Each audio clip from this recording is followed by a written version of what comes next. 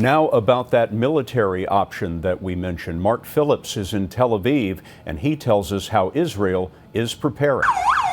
The Israeli military has been practicing for what many here fear is the inevitable, a confrontation with Iran. At this drill, they rehearsed decontaminating victims of a chemical weapons attack. Here, rescue workers search for survivors after a missile attack that would be expected to come from Iran or its allies on Israel's borders, Hezbollah in Lebanon and Hamas in Gaza.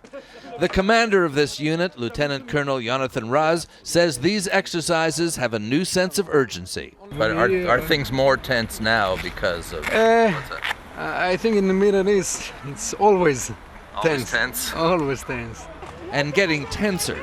Prime Minister Benjamin Netanyahu has now told Israel's parliament he's prepared to act alone in dealing with the Iranian nuclear threat, with or without U.S. support.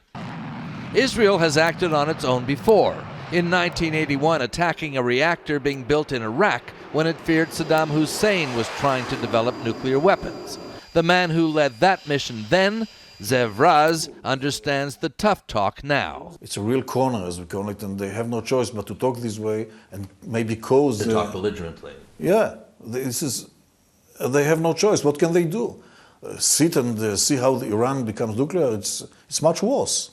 Which is why they're preparing for the worst. The Israeli government argument is like the old advertising slogan, pay me now or pay me more later. That the cost, even in lives, of attacking Iran now would be nothing compared to the cost of having a hostile Iran armed with nukes. With Iran's nuclear facilities being increasingly buried in deep underground bunkers, proponents of an attack say they cannot wait to see if sanctions bite or if the U.S. might join in, that there's a time to act and it's running out.